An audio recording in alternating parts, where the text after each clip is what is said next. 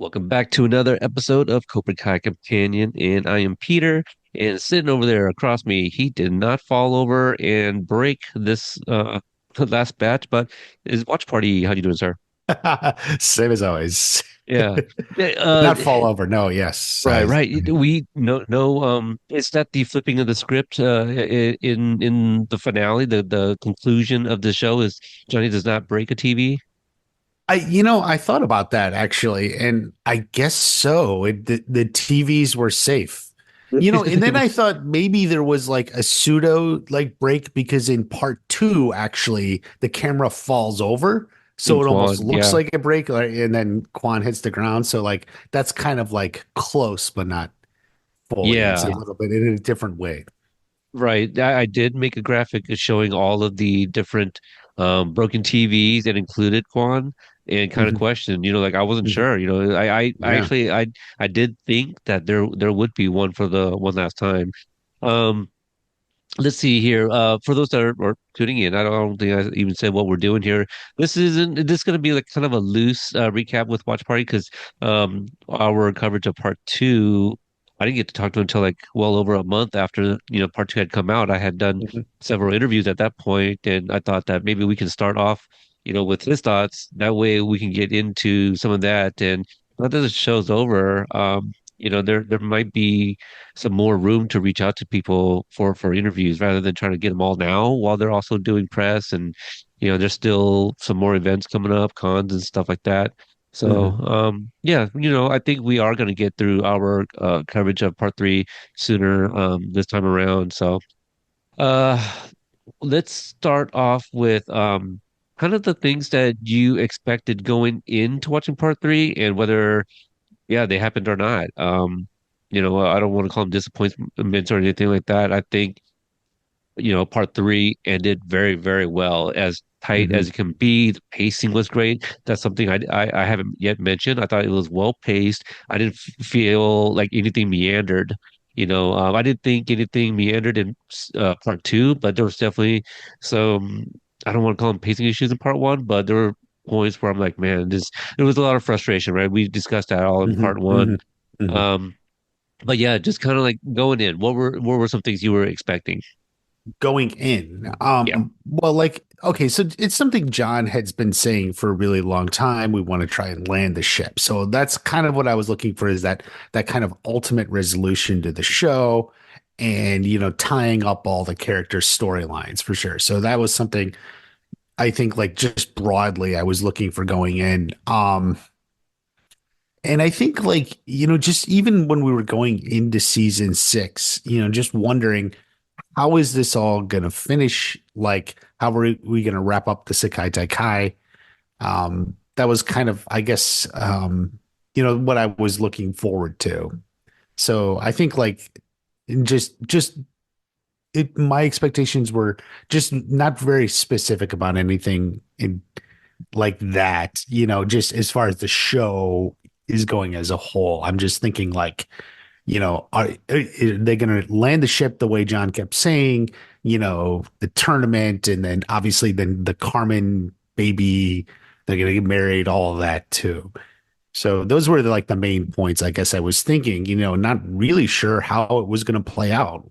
Was the Yeah. tournament going to finish by episode 12 or 13? I didn't know. Or, in this case, it went to 15. Yeah. Yeah, it did. I asked, geez, I can't even speak right now. I had asked you prior to us recording, if you checked out the recap.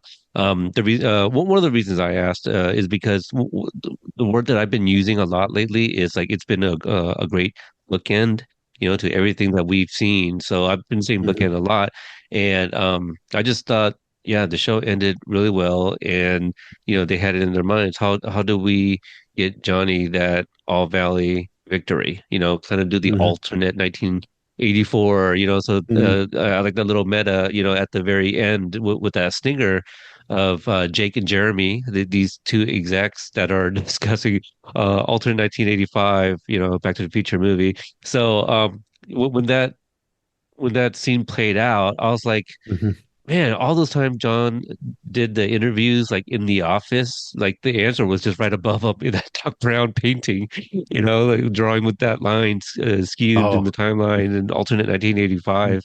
So it's right there, yeah, I thought it was really great, and I think they answered a lot of questions. And when it came to like character resolution, there were a few people where I'm like, well, I wonder what still happens after this. But I think those usually kind of came with characters like a Nestor from the convenience store. Like, there's really nothing I need to know. Like, I did question it because we did see him. So Mhm. yeah, I think it was just important to them, to the core characters, Yeah, their I resolution. would say if you look at it, I mean, people have been asking about spinoffs about literally everyone, and you could look at it for all these characters. This was the end of the story for them. It's not necessarily the end of their life. I think any Right, character in the show could get a spinoff. Any character could have further stories, adventures, however you want to put it. So yeah, so like while I think every character got a resolution and end, for most of them, I think a happy end. But like, yeah, that's not necessarily, it doesn't have to be the definitive end. That other with a few exceptions, they didn't die. right, So there's always potential in the future in many different directions. right, right. Let's see. Does any episode stand out from the rest for you at all? Like one particular episode that you might kind of fancy for whatever reason. I'm just trying to I mean, avoid saying the word like you I have a like favorite 14 and episode. 15, like, Okay. um, because like when Tori and Miguel get their wins, it's in really epic fashion. And then of course the end of 14 with Grease and Silver. So like, yeah, definitely, as about a grade of a penultimate episode as you can get. Oh, I would Um, say, yeah, they went out with a yeah, bang. yeah. Right. And still had something a little left over for the end, the finale. It wasn't like episode 15 was just the let's wrap it up. We still then had Johnny and his fight and the training and all that. So yeah, so 14, it's like 14 peaked, but Yeah, then it didn't go down. The peak carried on through to the end. yeah, I would say. What did you think of Daniel in this last patch? Um, how should well, I guess we could say it's Daniel as we've never seen him before in a black Cobra Kai gi. I Yeah. mean, I guess we have seen him in a Cobra Kai gi back in the The movie. training, yep, the Y- training one, yeah. Yeah, but in the tournament gi and everything. So, I think we got in a way we got peak Daniel. So when going back to the very beginning, they always talked especially about Ralph Macchio to Ralph. Well, now here's Daniel in the Mr. Miyagi role, as the sensei. Now he's the teacher and everything. And of course, that's where he's always been. But I feel like this is where it really fully captured because he's a sensei to the students, but he's also then the sensei to Johnny. And I think that's Hmm. what kind of really just completes the picture for Daniel. So yeah, Yeah. in just in a way, like I said, in a way we've never seen him before. And obviously that's what kind of brings it all together in the end. Yeah, I love that pivotal moment when Mm-hmm. they're with the pads outside the Cobra Kai dojo, Mm-hmm. and he's calling it out. It's like, Mm-hmm. I'm saying this as your sensei and as your friend. And so, yeah, very much more adult Daniel, less whiny, you know, more matured. I don't think I've seen any criticisms about Daniel in the final batch. I think a lot of people are very satisfied with everyone's resolution. Um, Now, was there an ending for anybody that either was just so far from what you had imagined, or that you are still kind of like, yeah, I'm not sure if that was the best one for them?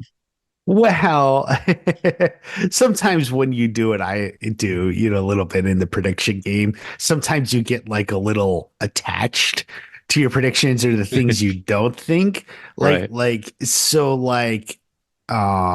I was kind of always for a really long time, almost since, season two or something. I always thought maybe it could end where the students, by students I mean like Miguel, Sam, Tori, and Robbie, like they could then become senseis and like the next generation of senseis. And so like it didn't exactly happen like that. Actually, in some respects, what they did made a little more sense. Robbie and Tori are now like on the circuit, the karate circuit, being promo and a little bit like Kind what Zara was. They're doing right. promotions, Kind of like they're doing, a lot of the they're probably, captains, for the yeah. international teams, Mhm, the actual actors. Yeah. mhm. Yeah, they're traveling tournament fighters and stuff. And after like 5, 8 years of that, then they move on to become sensei. So I guess it makes a little bit more sense they're in that path. Um I didn't have Sam going to Okinawa. That was like, because Oh I've yeah. had So people yeah. suggested to me, like maybe Sam will go to Okinawa, and I was like, nah, because then she would leave Miguel, and she doesn't want to leave Miguel. Like, Oh yeah. in the funny thing is, in a way, and I hate to say this, even when Watch Party's wrong, he's still right. Like in a way, they inherently knew, like Sam going to Okinawa, she is leaving Miguel. So they kind of glazed over it by having Miguel go with her for 2 weeks or something. So it Yeah. doesn't feel like they're gonna be apart for a year. Like, oh, Right. here's Sam and Miguel again. They're gonna, who knows what's gonna happen. But That kind of um, reminds me of like when people used to be like, oh, well, no, I think Allie will make it on the show. I'm just like, oh mhm. yeah, I don't know. Or even when people were like, oh, maybe Chosen will come to the US. I'm like, why? Why would he come to the US? That makes no It sense. didn't make any sense, right? Yeah, Right. exactly. Like, right. You Yeah, that's you know that's what I a good did? Well, analogy. Yeah. what I did for the first time is I haven't finished. I have one episode left to go, but I went back and watched the episods along with your stream. Because usually Oh, I just okay. have you play, but I had a good Hmm. time, and I just wished I was live, so I could be talking to you. Oh, But I yeah. was yeah, I was reacting, Hmm. and so like I was able to see exactly. So when you're just like, I'm thinking, yep, wrong. Yeah. So that Mm-hmm. was a lot of fun. So I still need to finish up episode 15. Hmm. So yeah, you would say stuff like that, like, oh, they're not gonna let me live this down. I've been protesting against this, and so that Yeah. was really fun to hear, kind of the live Hmm. reaction. So it Yeah. does hit differently than when you just listen to it without watching versus Hmm. what is actually meant for. Like I just did the reaction and watch alongs. So Hmm. um, let's see. Okay, so I guess that's kind of a decent segue to when I'm talking about resolutions and endings. The one that I'm still I feel some type of way about is Sensei Kim, and I'll throw Chosen in there as well. The Hmm. whole idea of her taking over the dojo, killing her grandfather. Now, I've I've gotten not quite over it, but I'm better with it now. But I was just like, man, I don't know. This is something I thought could have happened. It's just I've been a little bit busy. I never quite was able to make a full-on prediction video, but like out of the Uh, list of things I could thought could happen with Kim Sun Young, actually Sensei Kim fighting him or even killing him was like one of two. I thought it was either her or Kreese. Um, because I thought Kreese doing it was also possible. I wasn't sure. Um, so yeah, that was it was something I thought. I never fully made a video on it. I just hadn't had time. yeah, that would have been interesting. Like, had you made that, and if I saw Yeah. it, would that have Yeah, changed? that's one of those things I actually regret now because I there was like things I had ideas, but I never quite made a full video on it. Then it happens like, damn it. Yeah. Well, today, as I was kind of like prepping for an interview and for this Mhm, episode with you, I was just thinking about the different things that has happened in all of season six, not just in part three. And I was like, well, Daniel just did find out that Miyagi fought in the Sekai and his opponent died, and so I'm like. it's not too dissimilar. It's just like I can't sit here and be like, man, I don't know. Kim just murdered her grandfather and Chosen's going to end up with him. Well, Daniel found out that in a way, like uh, Miyagi did the same thing. But even beyond that, the video you and I made Mm. about, his time in service is like all those medals and stuff. That's close combat. And, there's Yeah. no way that he wasn't involved in direct death of an enemy in the war. So I knew that myself and just kind of forgot about it. And it's that glazing thing, right? Where I'm just like, oh yeah, no, Miyagi's still good, And Yeah. so I'm like, well, I cannot say that about Sensei Kim because yeah, different but same. But yeah, so Mhm. I've come around it a little bit since If it makes it recap easier, just episode. say Kim Sun Young was so old he was really dead. She just kind of gave him a little nudge, That's it. into the afterlife. Yeah. A very aggressive nudge. Um, yeah, and like let me get your thoughts on this. I actually said this to a friend of mine, and so everyone else is going to be hearing this for the first time. I understand that the way she was dressed, in all black, it's late at night. She wants to be discreet and hidden and all that. I think for me visually, I'm seeing that, and I'm still seeing like season five Sensei Kim, or Sensei Kim in the Blackie when she's usually the baddie, right? And I Yeah. wonder like, well, what if she wore something else that was like kind of similar to the opening sequence, or maybe she's still wearing that. It's almost kind of like shedding that darkness, that dark side of her, and coming into light. And maybe, like we get those glimpses of her in the Dojang, in the finale as well, and they seem to be okay. But I don't know. Yeah, it just might be more of a personal, thing where I'm just like, oh man, like how does that go down with Chosen? Like, oh, where's your grandfather? Oh, he passed, you know. But Chosen, and then again, like I was just thinking beyond that, like, well, Chosen has probably killed, you know. Yeah, Maybe. yeah. It's not deliberately said, but like when you go back and see these, sequences in, like season five where he's in every single episode, or even like learning about the aggressive side of Miyagi-Do in season three, you're just like, well, okay. Well, you he probably did has killed, in whatever Mhm. circumstances. He nearly choked Kumiko out and fought Daniel to the death, Yeah. so yeah, there's all these people have skeletons, to take a one of the titles there, Kreese, but yeah, he was a bad guy, so you say like, okay, well, that's what bad guys do. And Mhm. so yeah, even our good guys, they have killed. They were Johnny and Daniel were ready to kill Kreese in the end of season three, so Right. Yeah. they were going to do it. Um, let's see. Well, okay, so let's go with let's start with Into the Fire, episode 11, directed by Joe Pioroli, also written by him and Luan Thomas. What do you think about the Korean stuff? South Korea. Um, well, I think like some of the best in terms of like unsettling training was his training with Yoon, I Yeah, guess I called it revenge training, on the scroll move that he has, and then he just wants him to train it on his, fellow students, right? So right. like, Yeah, yeah, it's definitely good and unsettling, like how deadly is this move? And and he's yeah, doing it. Like if he does it right, one of them dies. Is that how he knows he's got it? I don't know. And yeah, of course, it's a little from Kreese's perspective. So, just yeah, some of the best in terms of like unsettling training, in the yeah. series. I love that you pointed that out in your video, Hmm. in discussing part three, that yeah, Chris is looking at it from the Hmm. outside now, and Hmm. it's just like, oh, was this me? From Yeah. other people's POV. So I Yeah. really enjoy that insight. Hmm. Um, yeah, the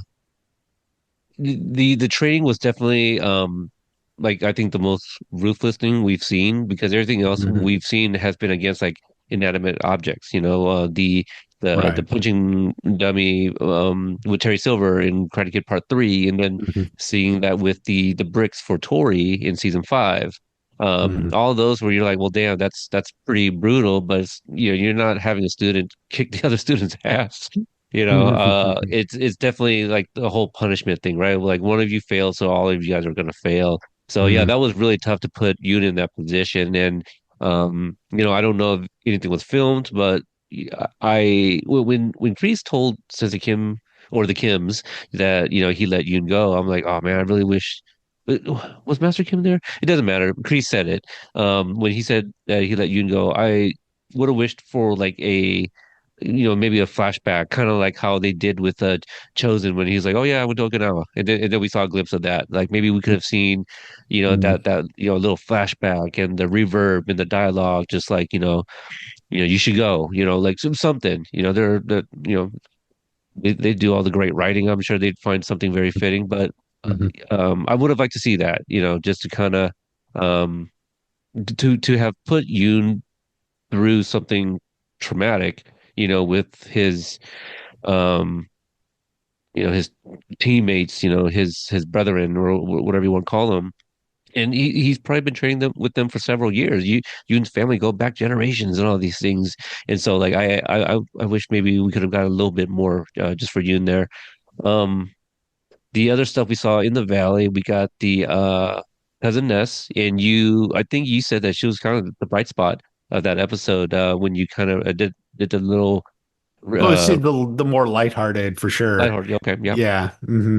What And so any let's see. This is when we see Daniel is kind of like moved past the Barcelona stuff. And Louis and Anoush, it was really nice to see them back, and I really like what they had for them to do. They're the ones that kind of call it out that Daniel hasn't really been the same. right, right. Daniel's kind of like going crazy mode, and trying to just focus all on the dealership as I think cousin Ness diagnosis, Yeah. he's dealing with his trauma by focusing on his work and trying to move past karate. And I think like, we're not doing the bonsais anymore, it's like he's trying to either like even maybe even not think about Mr. Miyagi and that part of it, and he's just trying to forget it, and it's like there's even like a later part where he's like not to the customers, and then later then when they're setting up for the anniversary party, he puts a bonsai there and he's like, what do you mean this, why is this here? I said no more, and he's like, wait, you mean like no more ever, like not just for the customers, not even in the store either, like, and it was like Daniel going down that descent, of like closing off everything that happened in Barcelona, with Quan, he found Quan, and then also with the connection to Miyagi, that Miyagi had maybe lied to him about being in a tournament and had actually killed someone. So, and Hmm. Daniel was just pushing that all aside and didn't want to be reminded of it. Right. So, Um, so Ness was the right spot though. She was fun, but there was, bringing it up, going back to Ness. Yeah. yeah. And what about Terry Silver bringing or Gunther? Yeah, he goes to see Gunther. Mhm. What are your thoughts of where Gunther is currently? There's some discussion. I know Strife questioned if I thought it was Tahiti, and I'm like, well, I don't know. Gunther said, basically he didn't want to be found, and so I don't think it would have been Tahiti. For those that like kind of remember Karate Kid Part 3. Um, yeah. Did you have any thoughts where he might have been? I actually thought, yeah, I thought it might have been Tahiti. It almost like kind of looks like it, right? Like, um, well, if you're like, I've been looking it up because I mean, at some point we consider it a honeymoon there. So I've been like looking at the different places. So You're like, it's like, yeah, I actually it could be I like, heard of this masseuse that used to be there about 40 years ago, well, I'm or not maybe looking 35 years ago. for Mona. But, But, but I hear the place is great though. Yeah, I don't know. Yeah, I did yeah, think Tahiti made sense, but yeah. I thought with I like Terry a lot in this episode 11. I understood like his motive and all of that. mhm. Um, and even I think it was episode 11, right? Is this where um Johnny brings right? It's this episode. He him over brings to the Silver. Yeah, Larusso. yeah, Yes, and yes, it's that was later on. Yeah, wild. Yeah, it's because we've it is seen wild. Yeah. let's see in season four, we saw him in the backyard of Miyagi-Do, and so like yeah, to his own home. Yeah, I did not expect that. Did you see that coming? Did you have a feeling that No, Silver was no, there? and Yeah, but Daniel ultimately let him in, and they sat down. yeah, But it's like businessman Terry Silver here, right, and I think like as a former billionaire businessman or whatever, he's good at this, and he can at least get you in, let you or get you to let him in the door, get a foot in the door, as they say. And right. here he is, literally in the door, talking to Daniel, just laying it out. Yeah, I love like when Daniel opens up the door, they have that talk like, you trust me? Yeah, yeah, I trust you. And so yeah, it's I think the other thing is like that's something similar to that has happened to me, where like Mm, somebody was coming over and I'm like, okay, cool. So I'm expecting this person, and then they showed up with somebody who I was not expecting, and like it's totally fine. Like I wish you had told me, but when I saw who this one specific person was, like it kind of threw me for a loop, and I was just like, yeah, I didn't know how to feel about it. Like, am I being ambushed? Like, is this good or is mm, this bad? mm, So I completely know, maybe not to the extent of Daniel, but like, a sliver of it. Um, mm. let's see. How about move on to episode 12? Sure. Okay, episode 12, Rattle, directed by one William Zapka, and written by it's Ashley Darnell and Kyle Savali. Mm, Um, this was one of those emotional ones, a lot of fun ones. I thought it was really cool to see Billy uh direct, basically a sequence from The Karate Kid Part 2 with Chosen getting a letter from Kumiko. That mhm, is something that I think a lot of people suspected that, oh, she just didn't get the message, and so that's what it was. And mhm. he did fool, or I was fooled initially when he goes, "Oh, she says she loves me too," and I'm like, "Oh, hell yeah!" And then he's like, "As a friend," Oh, and then it's like, "Oh, her heart lies, somewhere else or whatever." I'm just like, "Oh, it with just keeps coming." Cowman, I guess. Yeah. Yeah, it could be, open to interpretation, but um, we do get something in this episode that I think a lot of us thought would happen, but it's definitely not, I think, a way many of us thought it would happen, but the wedding. So I didn't think it was going to be this Mhm. early. I thought it was going to be a little bit later, and I'm low key disappointed that there's not a cake fight, or a karate brawl for like that slice of last piece of wedding cake. Yeah, it's interesting. You're right that they didn't have a fight because I think by keeping it so small, they were able to avoid a fight. If it were an actual formal wedding, Right, right, church reception, whatever, then of course there would have been a karate fight. But since they had to run in, get married, and then run out for the right. baby, like yeah, It's so true. that's the only way you can avoid a karate fight in the Yeah. Miyagi verse. You have to do it in less than 5 minutes. Got it. Um, so a scene that's also less than 5 minutes is the return of Bobby Brown. I really Hmm. enjoyed that, and the little Yeah, me button too. Yeah. at the end of the sequence. Where I think what does Bobby do? He's like biting his thumb or something. He's like Tanya on the rain or something like that. Like I think Like, he knew the whole time. He I think just so he too. just like yeah, he just directed the conversation elsewhere. And then at the end it's like, yeah, I mean, yeah. I think when I was watching along with you, you laughed at the part where let me see, what was it? Oh, I think Bobby's like, oh, you want to make right, with the guy upstairs, or I'm paraphrasing here, the Hmm. dialogue where he's like, Hmm. because you're having a kid and you guys are married, and Johnny's like, shh, but there's like nobody Oh, around. right, yeah.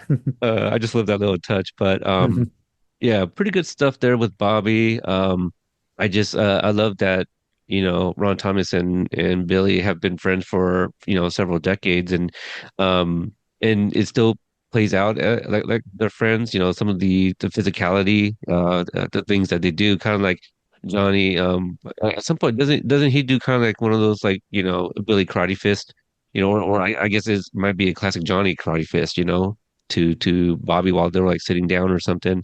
Um, I was kind of paying attention to some of that stuff. I really, really love the stuff with Rosa, aka Yaya. Hmm. Um, I think I think leading up to their meaningful moments, you kind of see some of these characters and you're like, that's all they're given. But Hmm. when they get their moment, they really hit. Kind of like Zara, I don't want to like get too Yeah. out of order, but Zara, you're just like, man, they're not giving Iron Dragon very much to do. And then like as their Zara's about to fight Tori, like there's some pretty good exchange there. I really, really enjoy those. And so Hmm. with Yaya, I love to see this is like the most that Yaya has been given to do, just Hmm. this episode alone. So I really really loved it. Uh, let's see. What about Shannon's return? What'd you think about the few scenes with her? Was she in this one or the next one? She was in the first episode. I forgot about that the sequence at the school with Counselor Blatt. Oh, Um, right. yeah, Yeah, who we got yeah, to see. with the new boyfriend. The new boyfriend. I Yeah. do. Yeah, he seems like a nice guy. He's definitely something different from the other guys we've seen in previous seasons, right? So, even though he comes off as kind of like Timu Johnny, Mhm. he does seem a lot nicer. Emu Uh, Johnny, there you go. Yeah, yeah, I was yeah, trying he to find seems another term. I've already used Diet Coke Johnny, but like, yeah, right. Yeah, yeah, Timu replacement, Dollar Store right. Johnny. The little dynamic between Counselor Blatt and Johnny, do you think that stems from like her being a Daniel fan? Like from what we learned about her like infatuation with Daniel from the first season, like in episode 3, for example. She's like, oh, I can't believe, you and Ellie broke up, or, you still got the headband, like all that talk. Like there's clearly she had a bit of a crush, and Hmm. so I do wonder like this that exchange between the two. I was just like, what's this about? It almost uh, at first I was just The like, Daniel oh Johnny rivalry is so strong that yeah. she's a Daniel fan, so naturally uh she doesn't like Johnny. That's what I thought it was, but Yeah. because at first I was just like, oh, Johnny's this way because like he thinks that she can probably do something, but this is it, or he's just not happy with the answer, Mhm. like um what she has to say about like Robbie's future in the school, and so, but earlier today I was just like, oh yeah, she does like Daniel. I wonder if that's the thing too, if there's a little bit of that kind of Mhm. played into it, could be. Episode 12, one of the biggest laughs I got, I still hadn't picked up on like the VR thing that the um Binary Brothers operating system, I loved how they do the BR and then capital Oh, OS operating system bros. yeah. But when Miguel turned into Axel and Patrick Lewis just has like, that smirk and that grin, it's like, Yeah. hey, so how do I look? And then he's like doing the Yeah. floss dance. I just Yeah. it Right. was so funny. It just grinning ear to ear. Because we haven't seen Axel like that. Yeah, it's a good performance. It's a good like complete different look. Let me ask you this, because it's kind of in the same sequence here. What did you think about Robbie still, leading up all the way up till his injury during the fight with Axel the next episode? What did you think that he still hasn't really quite gotten through like all that stuff with whatever the hell's in his head, you know, um, from what we saw in part 2. Mm. Well, I think he's gotten through the Tory stuff being on the other dojo, which is what basically sabotaged him through most of part two. Uh-huh. Um, I think now his thinking is in this part it moved on to specifically Axel then.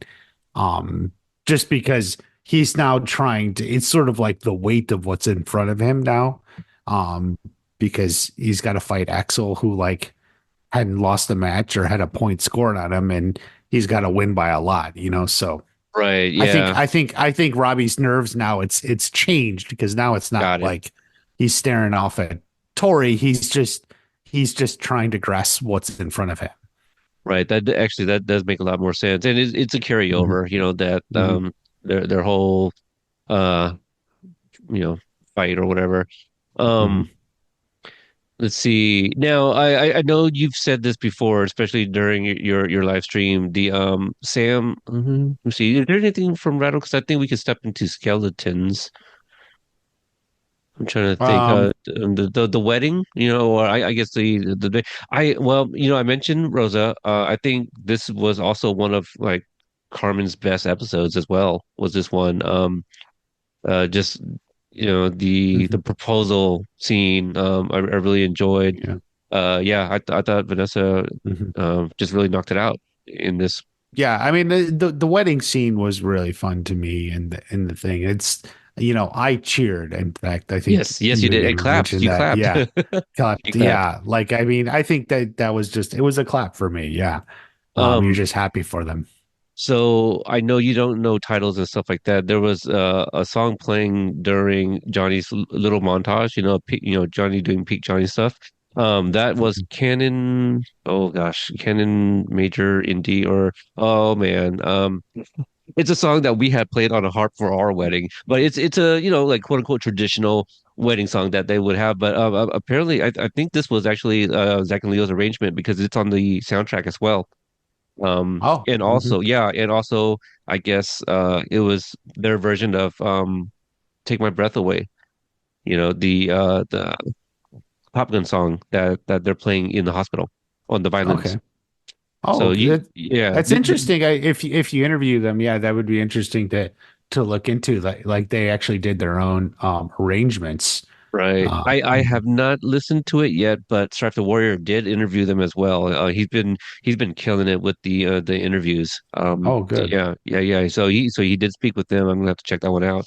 But yeah, that was really interesting to see. Those two tracks show up on the soundtrack, and I haven't been able to listen to it all the way through. I just kind of been just kind of like listening to like a minute or so of each one just to try to find the right one. Which also, by the way, I did. I don't. Well, you've been really busy as well, but I also updated the intro song to the podcast. Oh, Yeah, and so it's I I mean, think I heard it when this started.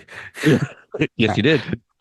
Yeah, I think it's called like Slither Last Form or Final Form or Mm. something. So yeah, it's a version. It's a very like hero sounding version of Slither. So um okay. Episode 12 is also John Kreese? No, that was Skeleton. Well, yeah, yeah, yeah, yeah. John Kreese comes to see um Johnny in the parking lot, right? I think that's Yeah, also and around. Yeah. and 13. Right. Oh, 13. I thought that's when they talk in the hallways because No, they do it it's they both. do it in both. The Ah, the okay. parking lot's near the beginning and the hallways at the end. I'm mistaken, Rattled and Skeletons for like one day apart because I know Johnny's line is like, "Hey, what was that yesterday?" Mhm. Something like that. Okay. We can always come back to 12 if there's anything else that comes up. But Skeletons, I Mhm. think is like becoming my favorite episode of the batch. Mhm. Yeah, in terms of the feels, like I Multi love. meanings, multiple meanings that Yes, skeleton. Yeah. so many different meanings. This one written by Chris Rafferty. Crossing my fingers, trying to score that interview. I've been reaching out every single part. I think he may have replaced Michael Johnson Smith. Maybe Oh yeah, I think I had I, mentioned I that even way I'm not. way back when he was announced Yeah, because it was clear, Michael Jonathan Smith wasn't going to be able to be through the whole way. So right. they were going to need someone else on that level essentially. So I think for me, I just kind of figured, oh, Michael's gonna have at least one episode, and that was it. I hadn't considered the idea of like Chris being the replacement, quote unquote. Like still may not be true, but it's because they both had episodes in part one. Chris did episode four, Michael did five, and then when I was surprised to see Chris return in part two, and then also part three. But I think Skeletons is his best episode, also directed by one of my favorite directors, Joel Novoa. So mhm, I thought this mhm, was really great, and just going straight to the skeletons. Let's start with Daniel's dream sequence. Mm, Um, I think it's really right up there in some of the um, really great sequences involving Johnny and a bunch of cobras. Like I just it's just as scary as being chased through that field. In the hmm first movie, and seeing like him getting in on the fight because it's obviously a lot more skeletons this time around, but to fight alongside Mr. Miyagi. Your thoughts on the look of Miyagi? on the look of Miyagi, I think okay, well, obviously we have CGI Miyagi. I'm not sure. I assume they had an actor, a stunt actor, and then they just put Miyagi over him. It's not perfect, I guess. Um, but I think for what they have to work with money wise and ability wise, I think it's not like it's so bad it takes you out of it. So I think it was a good look. Um, Yeah, I I remember I was wondering what like were they going to do old Miyagi, young Miyagi? I guess it's Miyagi as Daniel first met him, more or less. Maybe a little younger. I don't know. Like I'm I looking at an he, image right now. I feel like he looks a little younger than he did in the movie. I don't know. I think it's yeah, I think they probably took like like all the different versions from like one, two, and three. Hmm But yeah, there's some stills that I pulled up because I made it. I took because Brian Takahashi, who plays young Miyagi, he recently posted a picture of him wearing the khaki colored suit. I'm like, oh, I Oh. don't think that's what he wore in Passport. So we never saw that on screen. And so I had kind of wondered, I go, I wonder if it was meant for this sequence possibly. And so, yeah, I wonder if Mhm, that's something that we can get answered, but I would be kind of curious, that why didn't we go that route? Like, there was an actor that played a young Miyagi, throw some old makeup on him. Maybe, mhm, maybe we'd like that a little bit better. The mhm, CGI, I thought maybe I thought maybe we saw too much of it.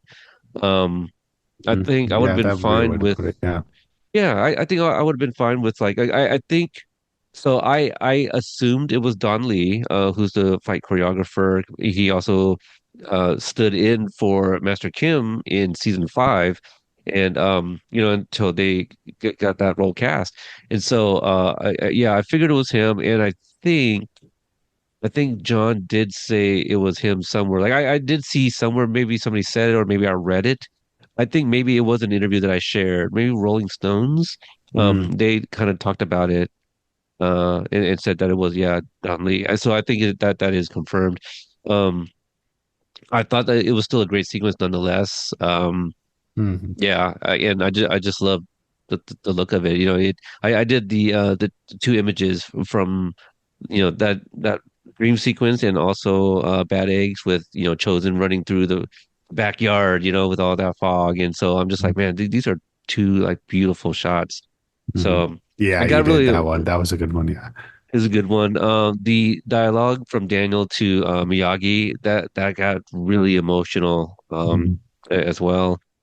Uh So did you hear? I mean, I haven't seen this, but people have been telling me that Ralph said in an interview that the idea was actually to have it be young Daniel and Miyagi, but they ran out of money to de-age Ralph back to his, oh. his Karate Kid 1 self. So they just had to go with Ralph as it is now. But apparently the idea was it was going to be Daniel from the movie with Miyagi from the movie fighting side by side. Oh, so see, I can't say much, but I'll tease. There's some knowledge I have about something that might be involved in this sequence. Actually, yeah, I think there were some What is ideas this? that were being kicked Spoilers? around. You're not holding, but the show's done, man. What are Yeah, you shows up. like? Well, it might be something that I can't get answered, and I don't want to just like leave it hanging there. Okay. Yeah, Okay. that's a possibility. If it's something I can get answered, then I will definitely bring it to light, kind of deal. But I did All not right, see that. listeners, you're just gonna have to tune into a future episode to see if There we you get go. on it. Yeah. Mhm. Yeah, Skeletons, I thought it was just so well written. But also, man, how do you not talk about Skeletons and not talk about William Zabka's acting? Um, Mhm. the best acting we've seen in all 65 episodes. Um, Holy shit. The dialogue, you covered it like really well in your video. Um, Mhm. ah, Mhm. can't say enough about that one. Like at the very least, fucking nominate the man. It's so worthy of it. Mhm. Um, I don't know.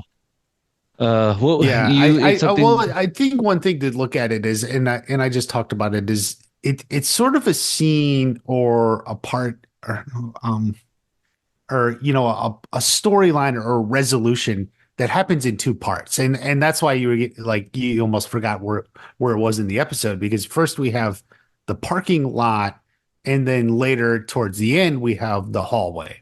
Mhm, um so like in my thinking is the first part in the parking lot is sort of Kreese kind of bringing it up, trying to do it maybe a little for himself.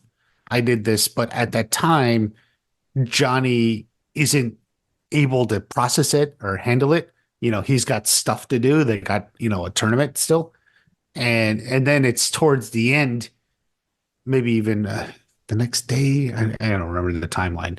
mhm. Um, yeah, I guess it is the next day because it would have been then. So they're back there the next day, and then days past, he's had that time to process it a little bit more. The situation's different now. Sam chose not to fight. And so, and now he's a little bit more free to just let that out there in the hallway. Right. There is something I did forget about episode 12. It was the introduction of Moon's mother, Winnie Taylor.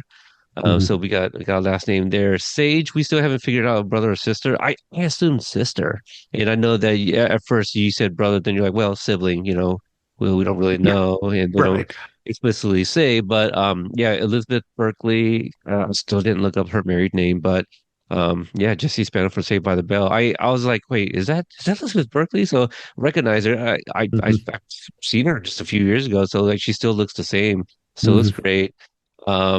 I for me, that when the character that you are, or when an actor that you're familiar with is also associated with some really big roles, are you able to kind of get past that, like over a cameo?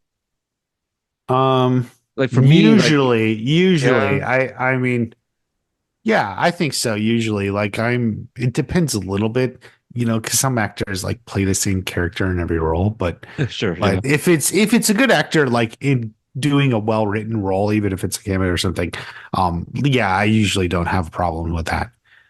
yeah. I guess I didn't have I'm not saying it's a problem, but I was really thrown out, and I think I was just like I don't know. I was like, man, my two of my biggest uh Saved by the Bell, Full House, all that stuff is like my comfort shows, from my childhood. And so I Right. was like, man, my two worlds are colliding here. And so like I was really thrown, taken aback a little bit. And I think, yeah, on that watch, I kind of missed out on like Chosen being like kind of petty and salty, like some of the things she was saying. And I think you were kind of reacting to like when she was like, oh, like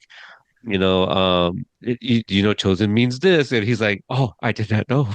you know I think you were kind of like saying something along with that, but Yeah. that had ended up being a pretty good episode or a sequence. And those tarot cards, man, they were telling us everything right there too. Chosen, Hmm. some people he knows are gonna die, maybe more than one person. So Hmm. did you catch another cameo at the winery, somebody that serves Daniel and Amanda wine, Um, no, let me look Luan back real Thomas. quick. Oh, I should have had. Okay, I didn't Oh, know you. oh, oh, oh, Lon was in it. Yeah, Oh, look, that was okay. I thought Luan. he might have been in Yeah, the running scene. yeah. He. I think he is in the running scene, but no, he is the one that pours them wine. while they're Hmm. getting drunk, while Chosen is talking to Winnie. Oh. Yeah, yeah, because you didn't say anything. I'm like, oh, he didn't, so he didn't recognize Luan. Um, Frank Helmer, did you see him in episode No, 12? He no. Is was he in 12? yes, he was Johnny's tailor, fitting him for the suit. Oh, that would make sense. Yeah, yep, yep, yep, yep. So I thought that was really great. Okay, Hmm. skeletons. We didn't talk about Sam and Corey too much. Well, you did. Hmm. Um, what about was was it also skeletons when Kreese goes to see Tori? Um, no, I think it's the beginning of 14. Okay, Isn't it? That- Yeah. that's. Are you? Did you ever question during your binge? Where's Brandon, her brother? No, Okay, just, it's very easy for me to understand, like, from the beginning. Okay, so in season 2, she mentions a brother, and we're all a little bit interested. Oh, what's this brother like? Maybe is he in high school too? Because at the time we thought they were closer in age. Um, you know, she mentions a brother, and we're all a little interested. And then, okay, then he shows up in 2 scenes in season 3, in episode 2 there, where, we see a little of her home life, and we see her with her brother. And so, and I was like, oh, he's a little younger. And then it's like, wait, who is he? Because it was a kid in an uncredited role. And ever since then, I knew if they had ever intended Brandon to be anything more than just sort of like exist for the sake of like having Tori have a little bit more backstory, just like family, mm, other, just that there's people in her life, that they're there, they exist, but they're not actually part of the story, right? That's how you think of it. Like, yeah, he exists, like, but he's not really part of the story. And I knew that from the beginning, because if they ever intended like Brandon to be anything more than just existing, like they would have given the character a credited role or something, yeah, it's yeah, the actor, so it was just a kid who ultimately was literally an extra, no lines, not even a credit. To this day, I don't know who that actor was. I actually, at some point, I considered asking John in one of the Q&As, who was that kid, like, yeah, like, but like, well, I don't know who he is. You know but compare that to was it who played Little Johnny and such. We right. we Thomas we Paraback, have yeah, those kids, right? Yeah. So so yeah, so I just understand Brandon just exists, but like he's not really part of the story. So it's not really like, okay, we saw on episode 5, she's like arranging sleepovers with friends or something who would be watching him while she's away and such. right, right, There you go. yeah, right, exactly. So, and you're talking about like that the phone call that she made. So we did Right. find out, before she went to the second tech eye that yeah, somebody was going to be able to watch him. I had considered that, like, we have learned before that she's had help, had some help, in terms of like Hmm. childcare, and so. Hmm. But I was a little surprised that like maybe not even one little sequence in the montage at the end, with her brother. But yeah, but Hmm. everything you just said, that makes more sense why we didn't get anything like that. Yeah. Um, let's see, the Johnny going to Sid for his mother's ring. Did not expect that. And people had questioned about Sid, and I see it in your streams a lot too. Thinking that like, well, after past, do you think they kill him off? And I didn't think so. No, That they would I do never that. thought I so. was actually kind of expecting to get like another, throwaway line or something, that involves Sid. So it was for this to get that ring. So Yeah. I did like that. On the other side of that, yeah, we'll get there. Anything else on skeletons before we move along to that? We got Sensei Wolf's name. I don't know if it was the skeletons or the strike last. But Feng Shao. Uh, which Yeah, is I think it was his full name even when we got, but right. And I if you remember, like when I interviewed like Ashley and Emily, it's just like, oh, is there a name? And Mhm. so like they didn't really answer. I'm like, oh, maybe we'll find out. So, Mm. Strike Last. This one was directed by Josh Heald. I don't even think I brought that up in the first recap, but this was written by Bob Dearden. Um, really great dialogue. I love the Johnny's story scene part two, to kind of mirror the one from season one, episode seven, I think that one was. I love when Johnny mentions like, that Ace Degenerate episode where like Pepto-Bismol has a hat. I just thought it was like a Yeah. funny way to describe that Hmm. sequence. But I loved all of that. Daniel, who got the rent raised, now bought the dojo for Johnny. Now negotiated lower rent, A apparently. lower, yeah. Yeah. So, so, Well, you so think I'm stupid, LaRusso? Well. yeah. Yeah, a little name drop there. So he's still Hmm. around. I like that. Hmm. Um, we're getting more like Terry Silver and Iron Dragons. I kind of mentioned Hmm. like the fight between Zara and Tori. Did you like what they did with the Iron Dragons in all of Part Three? Yeah. Yeah. I mean, I think like they really um looked like a top dojo on the verge of winning, and obviously they don't, but then you got like but each individual fight was different, but really exciting and really good in its own way. Yeah, I do like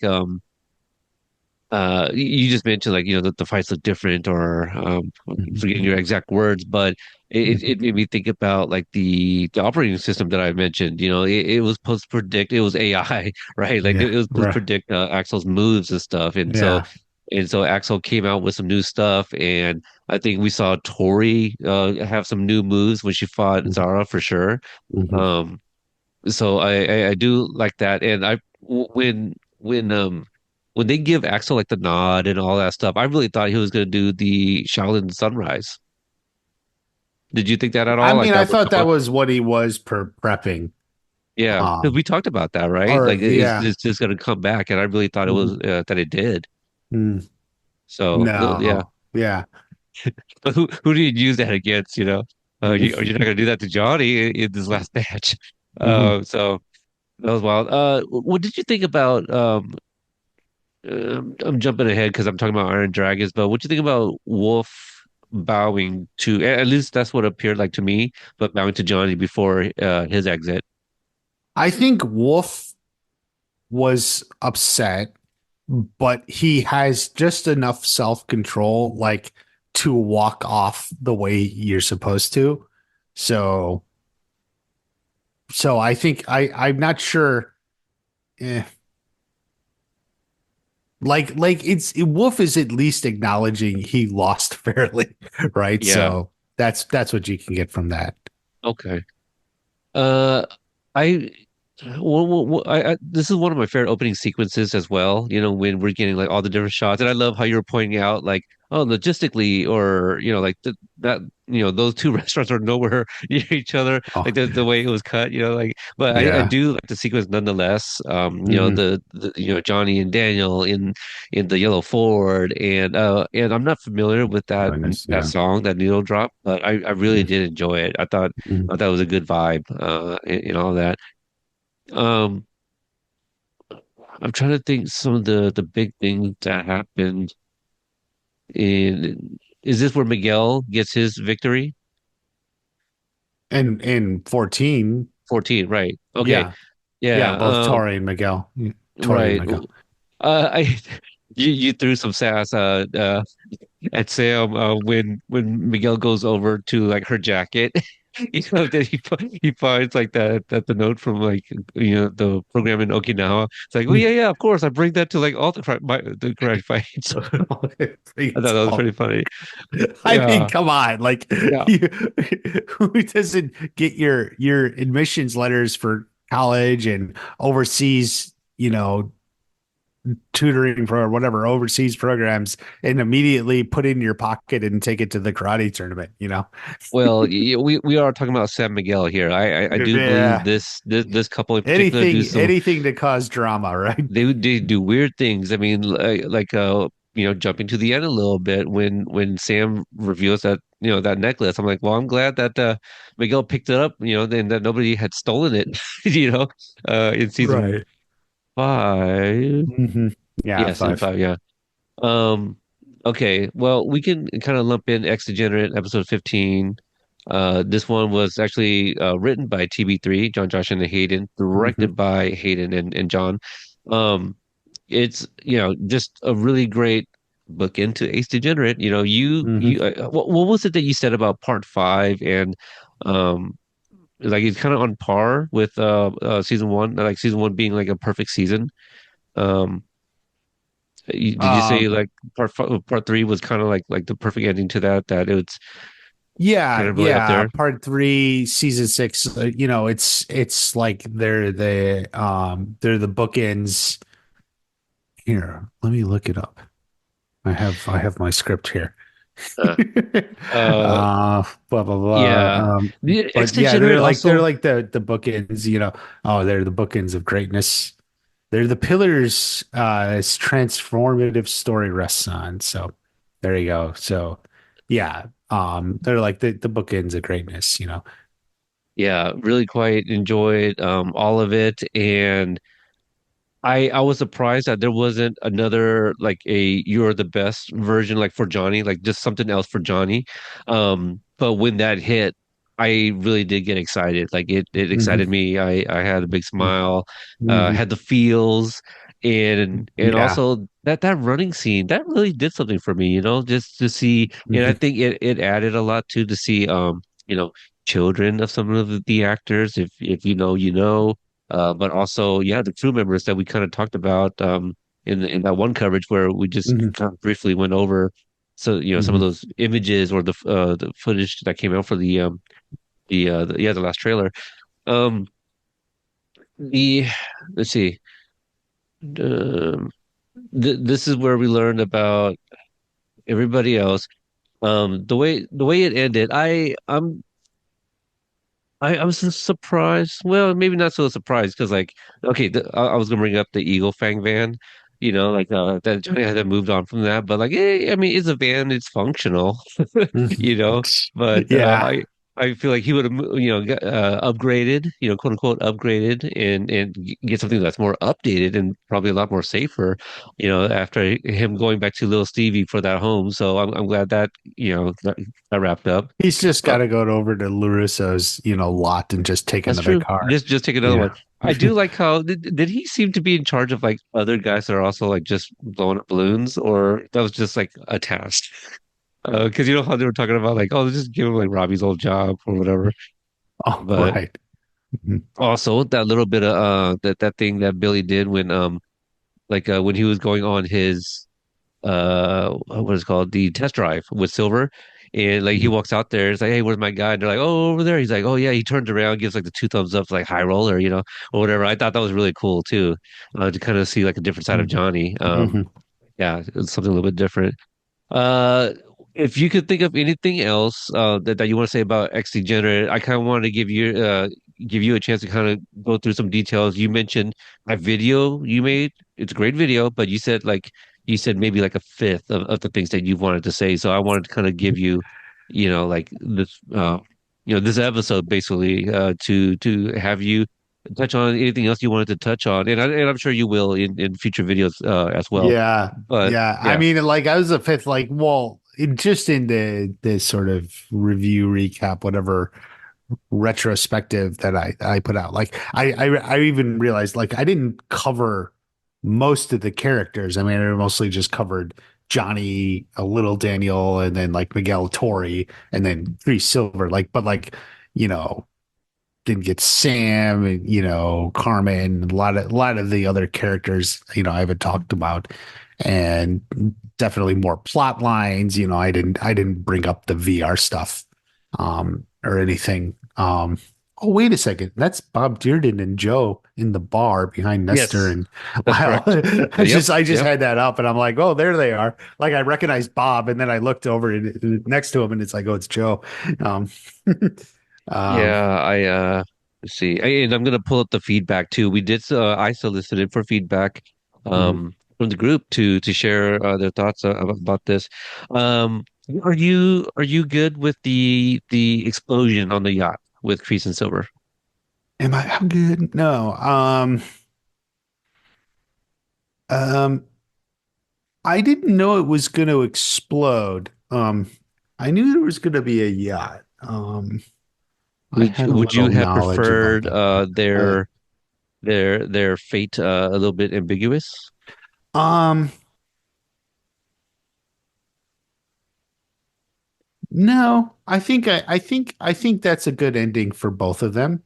Oh, And a lot of has been said about it, kind of like he throws it and Crease or Silver sees it and shouts like no, and then Crease goes mercy because you get one last no mercy, but it's split. It's Terry yelling no, and then maybe it reflecting Crease now in uh, his final moment is saying mercy, like finally there's mercy in what I'm doing or something.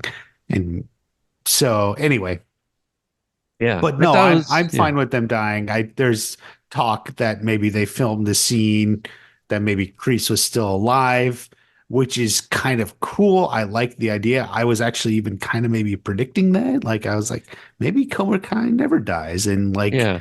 Kreese will still, will end the show out there somewhere, in the way he does. But it's Did, fine the way it is for sure. during my reaction for that sequence, I said, "What are we gonna see them like wash up ashore and like their eyes open and cut it right there?" So I kind of thought about that too. Well, okay, well, how did you think? Well, what did you think about the final moments of the actual show? We see like I mentioned John and Josh as these guys named Jake and Jeremy, but also the Fly. Okay, And I do think the yeah. the cameo they gave themselves was a little bit like on the nose. Okay. Well, it was like a little bit too on the nose, a little bit gratuitous. Like I happened to, and I asked Hayden this, but I don't know if he saw it, but I do think Hayden got the better cameo now, because I think it flowed more into the show. Like John and Josh were a little on the nose, like for me, but like okay, it's the very last scene. I get it. Yeah. Um, The characters that John and Josh are playing, there's characters like that in movies too. I don't know if there's anything like that in the Karate Kid films where we are like kind of looking at our hero or whatever, but then there's just two like excuse me, random characters that are kind of carrying on their own conversations. I've seen that done before, but mhm. yeah, I thought it was kind of funny. But hey, I think we're also talking about like apples and oranges when you're like Ezra. Well, I don't know. We actually hear Ezra's name. We know he's credited as Ezra, but like yeah, that's actual, part of the show.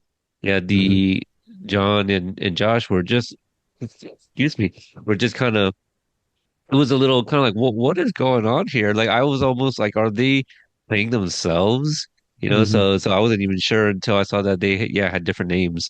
Um, yeah, the fly thing that kind of made me go, well, that's an interesting way to end. But then I read, kind of like, I think it was John that was kind of discussing, like the idea behind that. I go, oh, okay, so that's it wasn't something that I thought of, obviously, but then the way it was explained, I was like, okay, I get it now.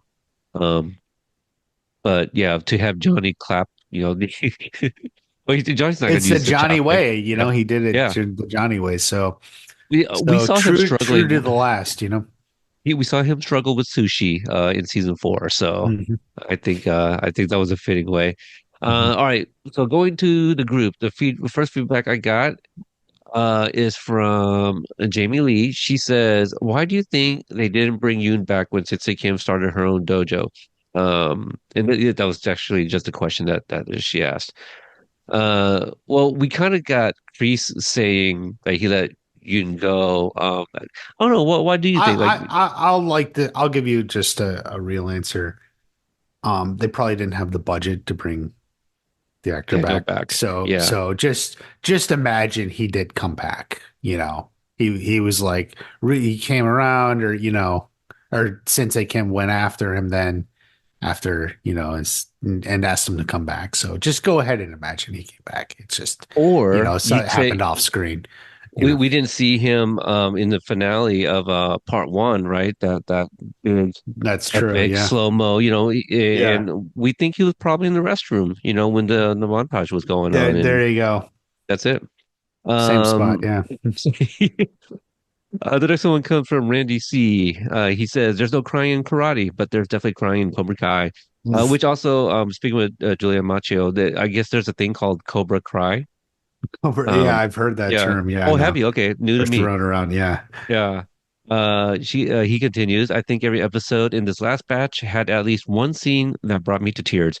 Minor nitpicks aside, the cast and crew definitely brought their A game and brought the series to such a satisfying end. I agree with all of that.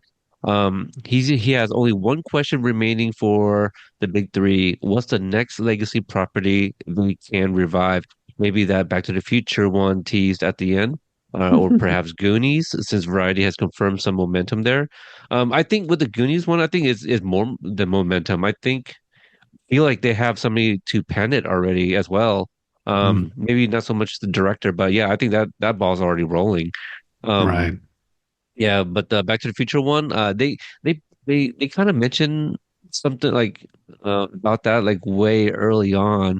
But I think with what they did with Cobra Kai, if there's any steam there, I don't see many people opposing unless they're just like diehard Back to the Future fans and never Well, really I mean, watched. actually, hasn't Zemeckis said he didn't want to ever touch it? Uh, Zemeckis, the Yeah, director. yeah, yeah, Yeah. yeah, Oh, yeah, him and Bob Gale, the writer and directors. They said over their dead bodies, like they're not gonna. yeah. Yeah. So So they would have to wait. I think probably not, at Not in the least, near future, yeah, anyway. yeah, not in the near future until their dead bodies are readily available. Right. Right. I'm not ready for that. So yeah, yeah, maybe we can get that. And that falls under like you can categorize that under spin-offs that they're not gonna like reveal, right? That all these ideas they don't put this Okay. out there really. They'll maybe tease something and whatever. But yeah, I I'd love think to see. okay. Yeah, I just double checked. Yeah, so it's Universal Studios made Back to Yeah, the Future because I'm right. pretty sure unless things changed, John, Josh, and Hayden also have an exclusive deal with Sony, so they Yeah. have to stay within anything made by Sony. Well, there Um, you go. so Yeah, yeah. and I think. Oh man, I'm thinking on Goonies. I think Goonies is. I think is that. Oh, I'm never It mind. I'm may not gonna be. I try to mean, guess. it Yeah, may yeah. be. I mean, you don't want to get too in the weeds with Right, like right. rights and stuff, but like, Yeah. yeah. The next one comes from Phil. This is my buddy who joined me on the recap for part two. Mhm. He asks, "What did you think of Korean Cobras in general, more so the team and not Kim's story?" Um, we I mean, kind of the touched on it, team yeah. you won the Sakai Takai essentially. Like, so I thought Right. they were good. Yeah, I like all of those, characters. Wish could have gotten a little bit more, but I know that storyline was pretty much done, and Yeah. they kind of had their exit, Mhm. officially in the finale, but more so in that first part. I could have used a little bit more of them, but yeah, I'll just leave it at that. And his last question: Did Axel getting a crush on Samantha added or detracted from the story or his character? Oh, Axel got distracted. What's the question? Did Axel getting a crush on Samantha maybe add or detracted? He's asking if the whole crush thing, you just did that add or detract from the story or his character? Oh, well, Like, it added another element to him. Um, he just probably had a soft spot for it's someone that a seemed human to element. cared. Yeah. Yeah, Mhm. yeah. So add, yeah, okay. The next one comes from Ron. Now he's got a big one, and I do have to apologize. He submitted feedback, and I will get into the reasons why, but he was unable to leave feedback in the group for Unyang Do when we did that coverage. And so he sent it to me via Messenger, and I'm like, all right, I'll read it. And then I completely forgot about it. I was like, oh, dude, I feel so terrible. So Mhm. he finally got to leave some feedback this time around. What a perfect ending to a perfect show. That emotional scene between Johnny and Kreese, where Johnny cries and Kreese apologizes. Wow, Zabka deserves an Emmy for that. I 100% agree. Seeing Johnny triumphant at the end with everyone cheering for him and Chosen and Daniel so proud of him with everyone in Cobra Kai geese was super satisfying. Watch party, what did you think about Daniel and Chosen in the Black Cobra Kai geese? I know we talked a little bit about Daniel. I think they looked great. It's about time. I for They just didn't Chosen, have their name on the front, right? I kind of wish I, they had their name on the front. I don't know. I don't know actually. I assumed that they did, just because they No, were able to I'm get. pretty sure I didn't see it. Like all Oh, the interesting. students did, but Chosen and Daniel didn't. I don't know. Maybe Oh, it's a sensei thing. Maybe the senseis don't have. well, they're probably wearing Johnny's, right? Like, No. they're all sleeveless. But also, did you see that behind the scenes picture with Rose Bianco and Yuji? I think it was at the tournament because he's wearing the black gi. Um, Oh, I don't think so. oh No. yeah, his arms look like super big. Like they accentuated his arms. He's just kind of he might have been doing like kind of like a like some sort of like I don't know whatever the pose was. I was like, holy shit, Yuji's arms are like still really big. So I'll have to send that to you. Mhm. I do like Eugene in that black. I like that better than his worn out Yi from like season three. So Mhm. Mhm. um let's see. He continues. I think it was inevitable to no inevitable that Kreese and Silver would end the series by killing each other. It was just a Mhm. question of how and did they ever deliver? Yes. Um Glad to see Yasmin and Dimitri get back together. So it looks like Luan got that ending that he or not the ending, but that scene he had in mind with Dimitri and Yasmin at the prom, at the house party. Like he figured that like Dimitri went to use the restroom and they got locked and couldn't get out. So this Not this is not time. yeah, not this time, but he does miss like the entire tournament, Yeah. kind of like missing his chance. So kind of different but same. Mhm. Um he continues, I have to admit that I was a little bummed that Hilary Swank didn't appear on the show, not because I'm a fan of the Next Karate Kid. Believe me, I'm not. But one thing I really loved about the show is how they took the weaker elements from the first three movies and improved on them. For example, Jessica Andrews being Amanda's cousin retroactively makes her a better character.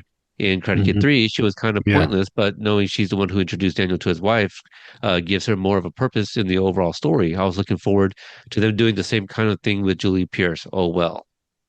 Comment on Julie Pierce. Like, budget, right? Budget. Yeah. Budget, yeah. Budget I guess there was a hope maybe for something small. I do think you can see what her role would have been if she came in. I mean, I think a little bit of it, they might have because some of it went to Lucille, Oh, um, I see.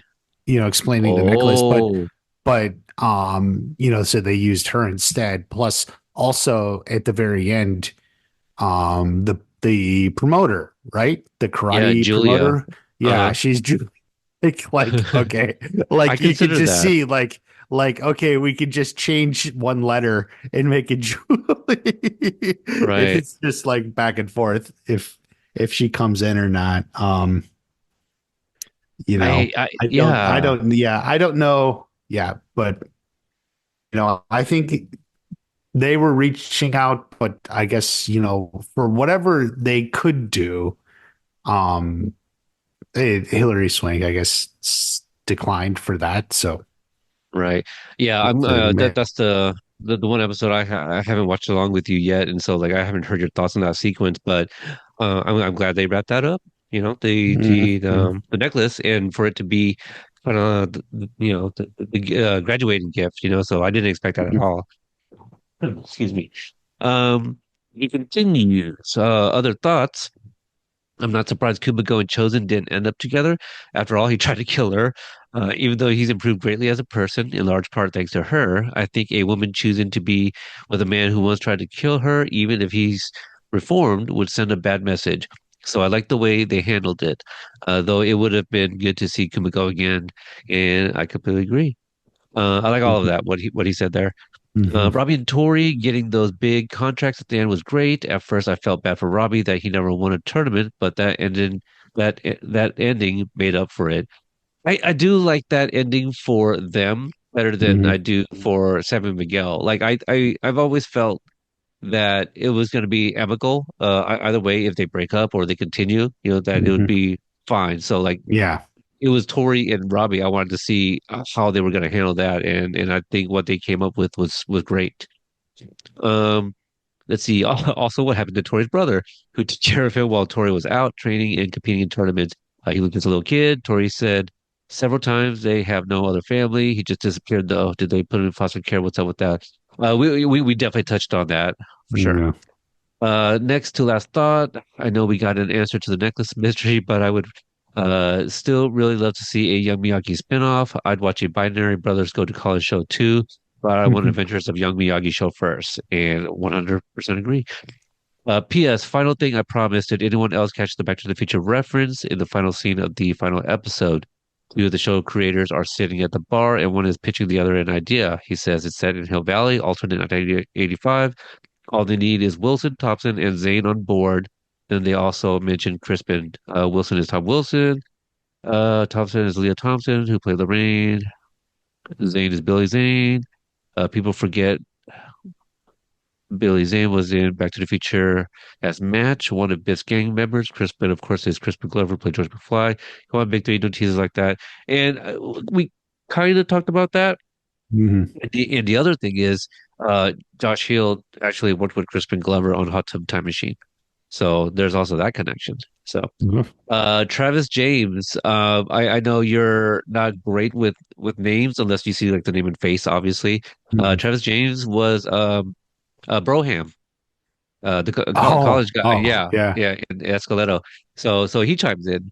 Man, I'm dumbfounded by how good and consistent this show was right at the end. It's like they took the best ending imaginable and improved it further when I time to be a Karate Kid fan. And I completely agree. I'm gonna have to comment. Thanks, Broham. Um, It's a very Emily B. bro-ham take. Yeah, it really is. I had a big old sloppy grin on my face and tears rolling down from my eyes. Here's a few thoughts. One, Miguel's last fight was magnificent. I agree with that. Hmm. He was Johnny's first student and his best. Could not be prouder of Sholo and the work he put in. Yes, I agree, and I love that line that Johnny says to Miguel out in front of the dojo. He says like, "Being your sister was what the best thing I've ever done," Hmm. something like that. Number two, the Sekai Tekai rules were awfully flexible. Yes. Uh, Yeah. three, I love that they named the baby Laura after Johnny's mom. I would have loved it even more if it included Carmen's mom and named her like Laura Rose. Ooh, I like that. Hey, maybe Yeah, that it's is not a her middle bad name. name. It's Yeah, not. that's not a bad name at all. Yeah. And maybe it is. You're right. It Yeah. is. Four, I wish they left out both scenes of Johnny at his mother's grave. The date was flat wrong. It took me right out of the moment. Oh, that's interesting. I didn't even bring that up.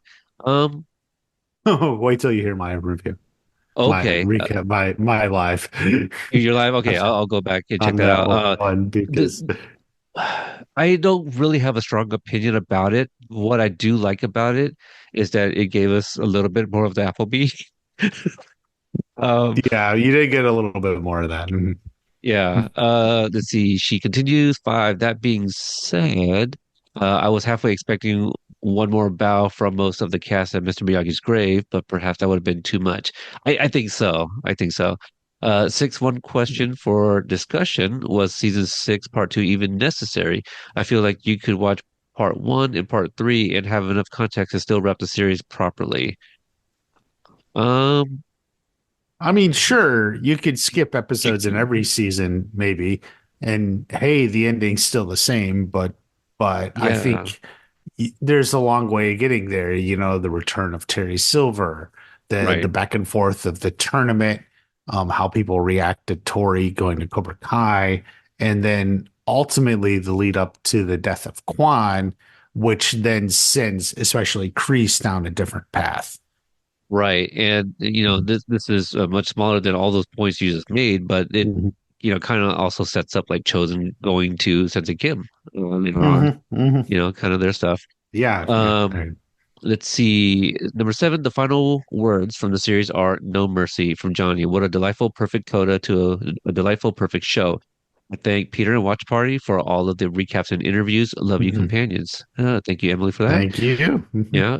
Pop culture punk. They say, do you think there was a desire to go 7 seasons, but Netflix didn't want to pay the inevitable raises to the cast and crew that a season seven would entail? I know that wound up being the case with The Sopranos. HBO didn't want to give everyone a raise for season seven, so they extended season six into two parts. I just wonder if there was maybe supposed to be more episodes to wrap everything up. Let's see. Let's see. Melanie, she chimed in a little bit. At the end of season five, I got the feeling season six would be the one to wrap things up. I love this show since day one, but I think season six was the right place to end it. I agree with that, but Yeah. again, like Q&As from way back in the day, John used to say that they had an outline for 6 seasons. So, um, but yeah, Yeah. They the always additional, said like at least six. right, So I always thought it like six if we have to, maybe seven, and yeah, the show does get more expensive as it goes on, and they don't necessarily like paying more and more money. So I think that's how they hit on the 15 episodes. Or like, what, we can do this in six and a half, essentially. right. And then you go back and like, okay, maybe that's why we didn't have like an audience at the Sekai Tekai, Oh, and it all is. that. Yeah, yeah. Yeah, Hayden yeah, said that in one of my streams a long time ago when he was yeah. in the See, chat. so He's just like, yeah, we would have loved to have a huge, like massive thing, but we just had to do with what we could. right. So, Most of those how come questions will end in budget being like the answer. Uh, especially for season six, these last several episodes. right. Dorian, he says part three is a perfect dose of fan service plus X Degenerate is the well-earned conclusion. I like that comment. Do you think, I mean, I don't know, like I feel sometimes fan service has like a negative connotation. Do you agree with that statement? Like season three is the perfect dose of fan service. Yeah, I to get what you mean with negative connotation. Because usually it's used to mean something that really wasn't necessary. It's just Yeah, some thing they throw in, and sometimes I think it's not even. I don't like the way they throw it in Star Wars or something. But right. but That's usually when you hear that. yeah, yeah. Yeah, so like if you're gonna just say fan service, stuff the fans are gonna love, sure. But I think the fans are loving it because it's really paying off what the show has been building towards for six Right. seasons. So I don't necessarily think it's fan service the way we normally use the term, but certainly the fans love it. So there you go. Let me get your thoughts on this real quick. We see the return of Daryl Vidal playing himself as the referee at the tournament.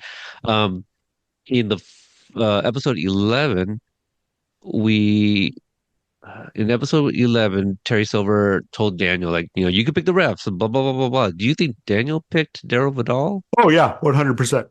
Yeah. Okay, okay, Yeah, that's how we got Daryl. got it. He picked someone who wasn't an active ref with the All Valley or anything, Right. Okay, I like but that. had the ability to be a ref. Yeah. Yeah. Uh, All right. The next one comes from Jera. She says these final five episodes were the best around. They really did a great job with wrapping up the storylines. I actually felt they left a lot of them semi-open, leaving many spin-off ideas. I did my second watch through with you, Peter, and it was cool learning all the background knowledge that you had. Thank you, Jera. I love the show. Oh, and Billy Zabka deserves an Emmy nomination, and I hope he gets one. I agree. So yeah, Yeah. yeah, really appreciate that.